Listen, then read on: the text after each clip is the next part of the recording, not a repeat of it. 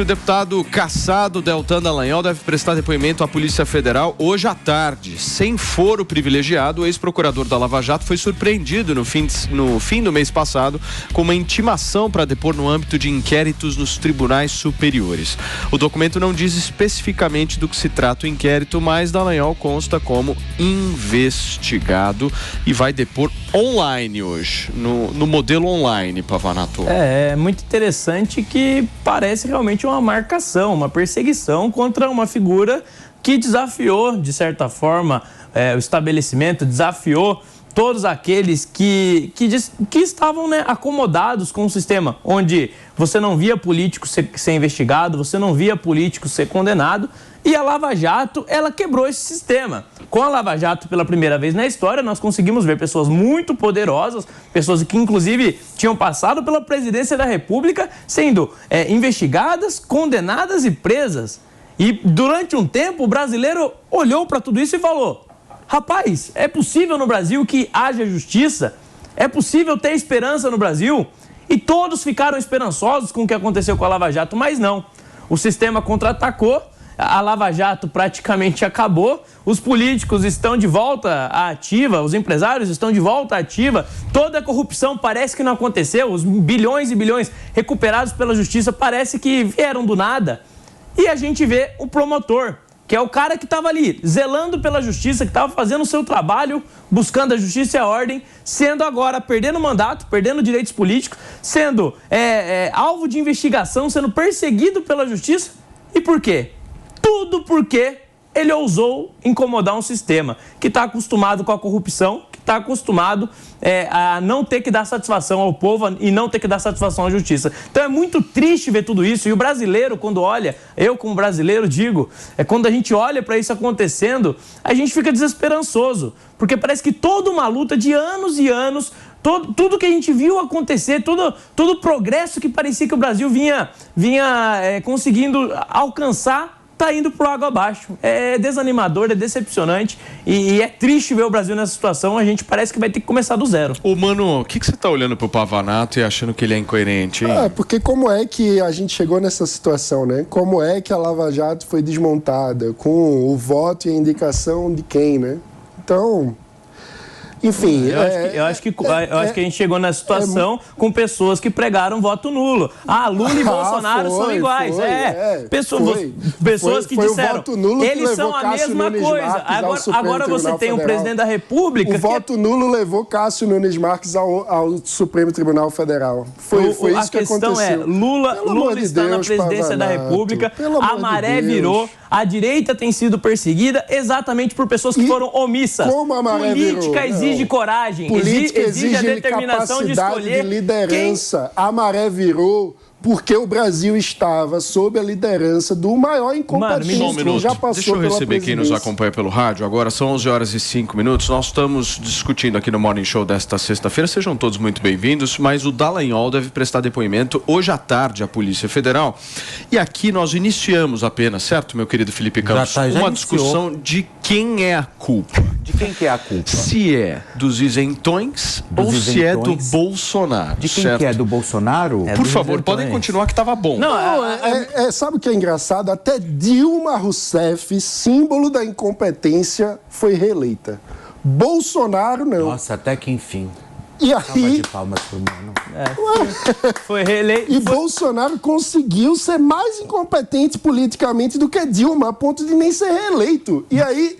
E por quê? Porque traiu os eleitores, traiu as promessas que tinha feito, prometeu que seria um símbolo de combate à corrupção. O que é que nós vimos? Vimos todo o interesse, toda a movimentação de Bolsonaro em prol de lavar, de colocar a própria sujeira embaixo do tapete. Por que Sérgio Moro saiu do Ministério? Dele por corrupção? Não Por que Sérgio Moro saiu? É tudo suposição. É tudo suposição. Podemos falar aqui, por exemplo... Os presidentes das estatais no governo Bolsonaro eram todas indicações técnicas. Sim. Bolsonaro não houve interferência no comando da Petrobras, não teve mudança de presidência de estatal. que qualquer outro presidente. Pelo amor de Deus. Reforma da Previdência. Operação da Polícia Federal Marco do saneamento básico. Dessa semana. Operação da Polícia Federal dessa semana investigando desvio de dinheiro durante a gestão de Jair Bolsonaro no Fundo Nacional de Educação em Alagoas, ligado a Arthur Lira, aliados de Arthur Lira, que sem nenhuma conexão por decisão de Bolsonaro, mas veja como... Você sabe como é a história? Basicamente, escolas do interior de Alagoas, algumas delas que não têm nem descarga no banheiro, receberam kits de robótica intermediados por uma empresa de um aliado de Arthur Lira, por decisão do Ministério da Educação de Jair Bolsonaro. Esse é o padrão de política pública que foi feito. Você está fazendo uma conexão que não existe. Agora o ponto é o seguinte: o que é que não, qual é a conexão que não existe? A política exige coragem. Qual é a conexão que não existe? Exige coragem. Coragem. Quem prega voto nulo está agindo contra a política. O cidadão tem o direito de escolher votar ou não votar. Agora, quem é figura pública e assume a postura de covardia, de dizer votem nulo porque ambos são iguais, está abandonando o país. Eu não sei quando o Brasil quando o Brasil precisou. Eu acho que cada brasileiro é capaz de pensar com a própria cabeça. Eu não digo pra ninguém como deve votar. Não diz, mas não os isentões fizeram campanha. As pessoas são capazes de pensar com a própria cabeça. E o Lula é pior. Peraí. E eu não digo que ambos são iguais. Calma. Eu quero ouvir uma posição do centro aqui, nesse momento tão extremado do programa. Antônia, eu vou passar a palavra pra você, mas antes, eu queria só fazer uma rápida reflexão. Nós estamos aqui, todos nós, com o perdão da palavra, todos fufus. Exato. Todos. O que é fufus? Fufus. É fudido. Não, isso é você que está falando, querida. Nós estamos todos fufus. E Entendi. Quem está fufu? Quem está fufu é o Pavanato, que tem uma visão mais apoiadora do Bolsonaro. É o Paulo Matias, que é mais isentão, sapatênis. É o Mano Ferreira, que, é um liberal completo por inteiro. É o Felipe Campos, que, toma asteroide. É todo mundo... Eu sou entretenimento puro, todo mundo, Fê, no mesmo balaio. O que eu acho que deve ser a nossa postura agora? Existem várias diferenças entre nós e entre segmentos da sociedade. Várias diferenças. Tem uma galera que, pensa igual o Pavanato, tem uma galera que pensa igual o Mano, tem uma galera que pensa igual a mim, igual o Antônio e tal. Mas eu acho que como nós estamos fufus, todos nós, o momento é de trazer todo para perto, de dialogar, de deixar clara a nossa diferença, mas de dizer o seguinte: a gente hoje tem um governo que está cerceando várias liberdades. A gente tem um governo que por muitas vezes está promovendo políticas públicas que a gente acha que vão levar o Brasil para o buraco. Não dá mais para a gente ficar...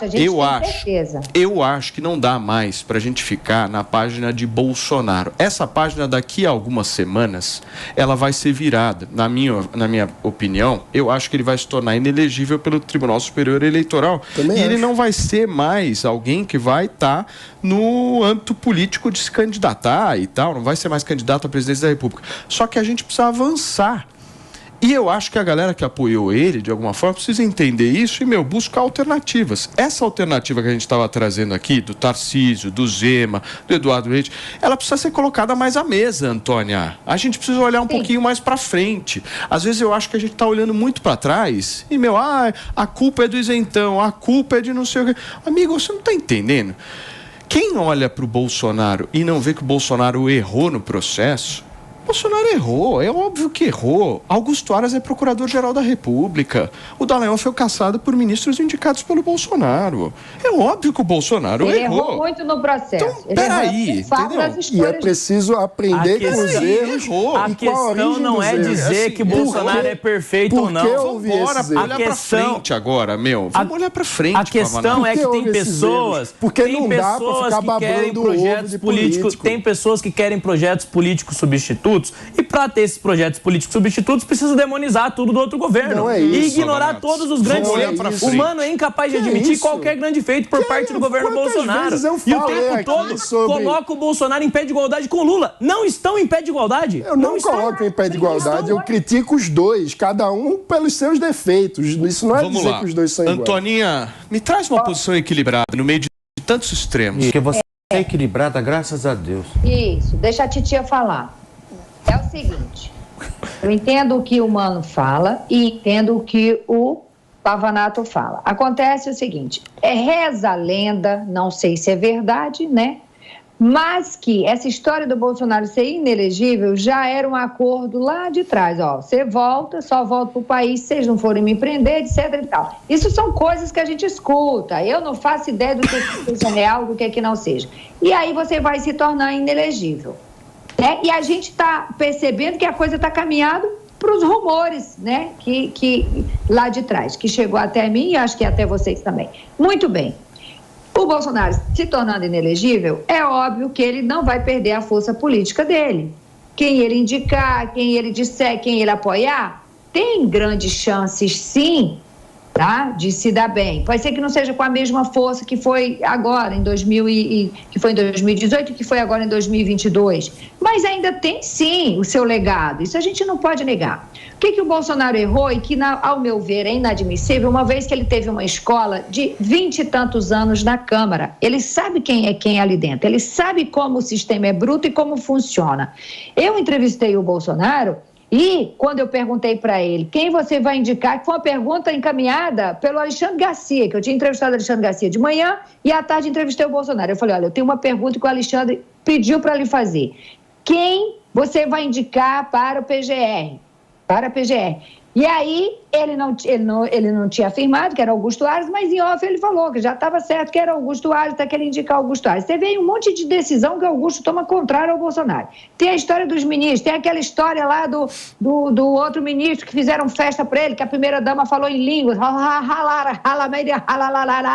O cara já foi lá e não essa amizade toda aí que a gente vê, né? Políticos de Bolsonaro fazendo cagada. Até daqui a pouco, ainda nesse programa, acho que a gente ainda vai falar de um deputado apoiado pela a base de Bolsonaro, ou pelo Bolsonaro, sei lá. Enfim, vamos fazer a rapa, não vai sobrar um. Isso vai ficando feio, a direita vai perdendo força.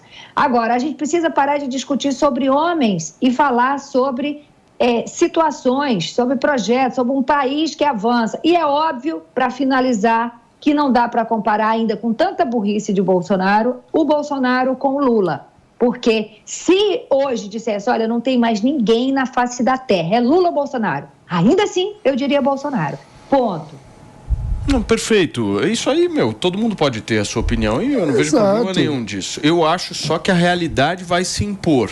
E eu concordo com a Antônia que a gente precisa discutir com base em projeto, com base no que é que a gente quer construir para o país, porque nomes não resolvem. E outra coisa, a gente discute aqui o tempo todo como a dinâmica de poder tem mudado, como o Congresso é cada vez mais relevante. Então, ficar se digladiando porque santifica um ex-presidente da República não faz sentido. E uma coisa importante, para atrair pessoas que não gostam de Bolsonaro, e Bolsonaro perdeu a eleição, então só quem gosta de Bolsonaro não será capaz de mudar a situação. É preciso atrair pessoas que não gostam de Bolsonaro. E para atrair pessoas que não gostam de Bolsonaro, santificá-lo não é uma estratégia inteligente. Por isso é preciso fazer debate baseado em projeto de país. O que é que nós sonhamos para o Brasil? Isso é o que verdadeiramente importa. Muito bem.